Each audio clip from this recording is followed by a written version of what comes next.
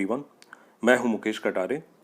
मध्य प्रदेश लोक सेवा आयोग के द्वारा 2019 के लिए अभी नोटिफिकेशन जारी नहीं किया गया है और अभी आचार संहिता लागू हो गई है, मॉडल कोड ऑफ कंडक्ट। तो ये माना जाता है कि कोई भी नई भर्ती प्रक्रिया अभी शुरू नहीं होगी। अब 23 मई 2019 को रिजल्ट आएगा जब ये लोकसभा चुनाव संपन्न हो जाएंगे।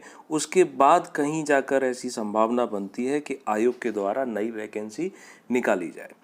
अब जब नई वैकेंसी जब निकालेंगे तो फिर पेपर जो रहेगा प्रीलिम्स का वो अगस्त में होना चाहिए और उसके 2 या 3 महीने के बाद मुख्य परीक्षा। हमने अपने वीडियो लेक्चर में बहुत सारे टॉपिक को कवर किया। इन टॉपिक में कुछ प्रीलिम्स को लिया है, कुछ मेंस की चीज़ों को लिया हुआ है। ये आप उसमें जाके देख सकते हैं। कुछ वीडियो आपको प्लेलिस्ट में दिखाई देते हैं, कुछ वीडियो सेक्शन में जाएंगे तो वहाँ पर मिलते हैं। इवन हमने जो FLT टेस्ट सीरीज ये सारी चीज़ें इसमें दे रखी हैं। लगभग मोर देन 360 वीडियोज़ हैं यहाँ पर जिनसे आप बेनिफिट ले सकते हैं और वो वीडियो आपको स्टैंडर्ड लेवल के मिलेंगे जो आपको बाकी कहीं नहीं मिलते हैं। आज पेपर 4 में एक छोटा सा टॉपिक है, ये मुख्य परीक्षा से संबंधित है कि गांधी जी और कार्ल मार्क्स के विचारों की जो तुलना की जाती है उसको देख सकते हैं हम। गांधी जी, इनके बारे में सभी जानते हैं, गांधी जी के बहुत सारे सिद्धांत थे। यहाँ हम सिर्फ फोकस करेंगे गांधी जी और कार्ल मार्क्स। तो इसके लिए एक शुरुआत में क्या करेंगे, हम इंट्रोडक्शन यानी एक भूमिका बनाते हैं प्रश्न का उत्तर लिखने के पहले। तो वो देखें आप, महात्मा गांधी और कार्ल मार्क्स दोनों विश्व प्रसिद्ध चिंतक जिसे हम थिंकर बोलते हैं, समाज सुधारक यानी सोशल रिफॉर्मर थे। दोनों ने ही संपन्न समाज की स्थापना पर बल दिया। संपन्न समाज का मतलब होता है कि सोसाइटी में किसी भी व्यक्ति के साथ कोई अभावकारी कार्य ना हो, किसी का एक्सप्लॉयटेशन नहीं होना चाहिए, रिच होना चाहिए, ना सिर्फ रिसोर्सेज से बल्कि वो उसकी कल्चरल रिचनेस की भी आवश्यकता रहती है। वो बहुत सारी बातें इसमें आ जाती हैं।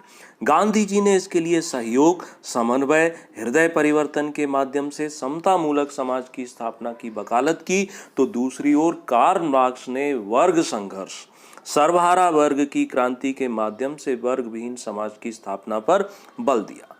अब यहाँ समझो गांधी जी कैसे परिवर्तन लाना चाहते हैं। तो गांधी जी चाहते हैं, उनके कुछ जो टूल थे जैसे अहिंसा था, सत्याग्रह था, कई सारे लोग उनको मानते हैं, कुछ नहीं मानते हैं, लेकिन कार्ल मार्क्स का जो टूल था वो एक क्रांति थी, सर्वहारा वर्ग, वो वर्ग जिसके पास कुछ भी नहीं है खोने के लिए।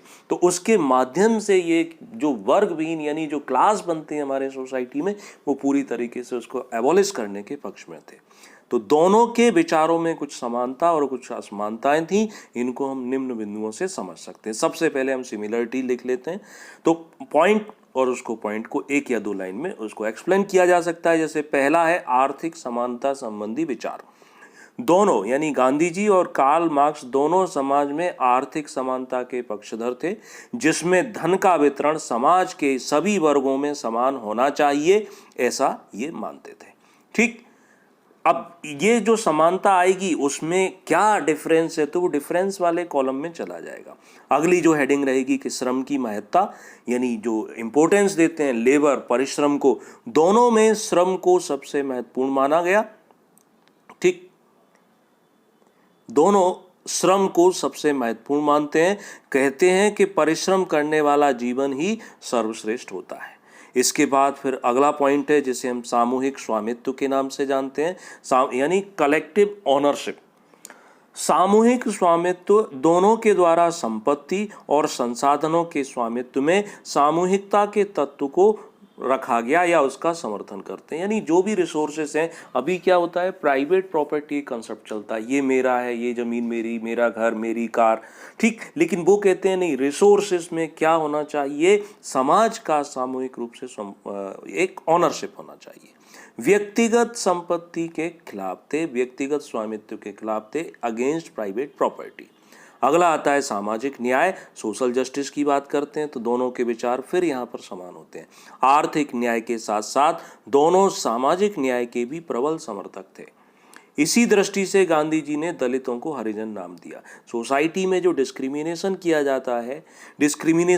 जाता था तो उस डिस्क्रिमिनेशन यानी भेदभाव को दोनों हटाना चाहते हैं।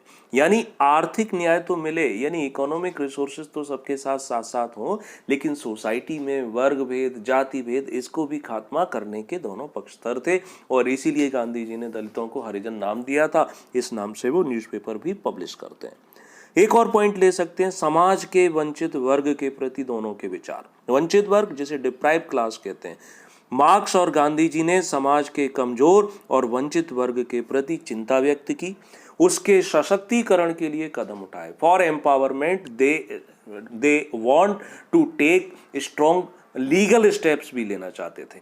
ठीक, तो ये कुछ पॉइंट हो गए। यहाँ मैंने 5 हेडिंगों के अंतर्गत इन पॉइंट को बताया। आपके माइंड में कुछ और चीजें हो सकती हैं तो उनको भी आप यहाँ रख सकते हैं। सिमिलरिटीज अगली हेडिंग डाल देंगे। यहाँ सेंटर हेडिंग डाल दी गई असमानताएं, यानी कौन कौन से विचारों पर दोनों के मत अलग हो जाते हैं। तो देखें, पहला धर्म के आधार पर। गांधी जी को धर्म पर विश्वास था, ये प्रत्येक कार्य धार्मिक आधार पर करने पर बल देते थे, जबकि कार्ल मार्क्स वो धर्म को अफीम मानता है। ये फेमस है इनका कोटेशन कि धर्म अफीम। अफीम क्या होता है? एक धीमा नशा, धीरे धीरे असर करता है, तो वो इसी धर्म को उसी से तुलना करते हैं। कहते हैं कि धर्म का उपयोग पूंजीपतियों के द्वारा श्रमिकों पर नियंत्रण करने के लिए किया जाता रहा है।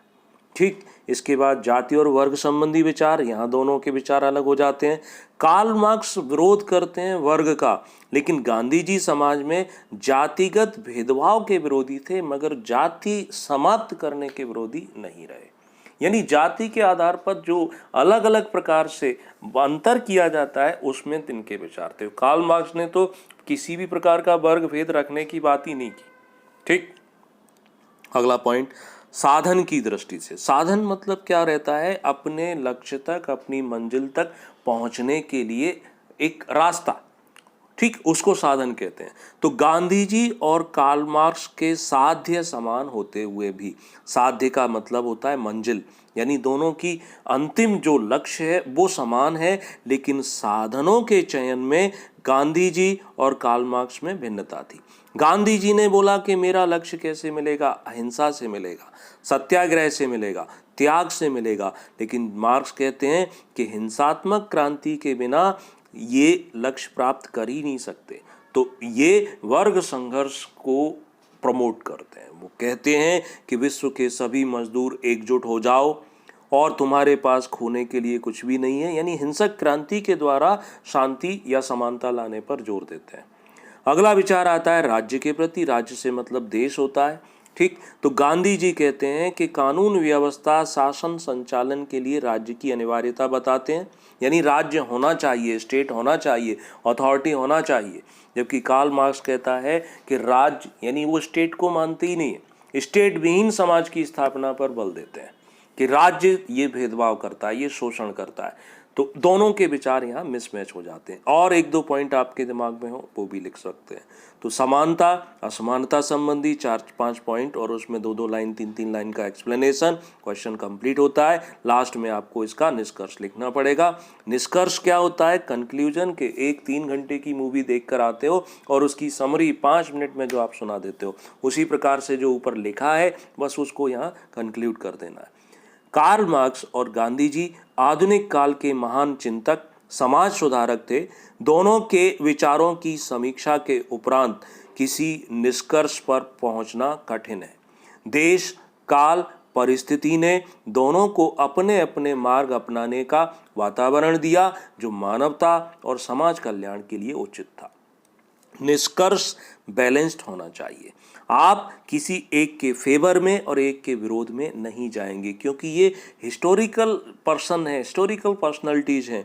तो आप किसी के बारे में अच्छा और किसी के बारे में खराब नहीं लिख सकते। इससे वैल्यूअर के माइंड में आपके प्रति एक अच्छा संदेश नहीं जाता है। तो क्वेश्चन कौन सा है, उसका निष्कर्ष कैसे लिखा जाएगा, उस पर निर्भर करता है। तो तो ये मुख्य परीक्षा में काम आने वाला आइडियल आंसर है। ये हमारे यहाँ के जो क्लास नोट्स हैं उसको मैंने आपके सामने एक्सप्लेन किया है और होप कि आपको ये वीडियो ज़रूर पसंद आएगा। तो फिर आपकी रेस्पॉन्सिबिलिटी बनती है कि आप इसे ज़्यादा से ज़्यादा लाइक करें, शेयर करें, सब्सक्राइब करें और आपके कोई डाउट रहते हैं तो कमेंट में जाके लिख सकते हैं, हम उसका रिप्लाई करने की पूरी कोशिश करेंगे। Thank you for watching.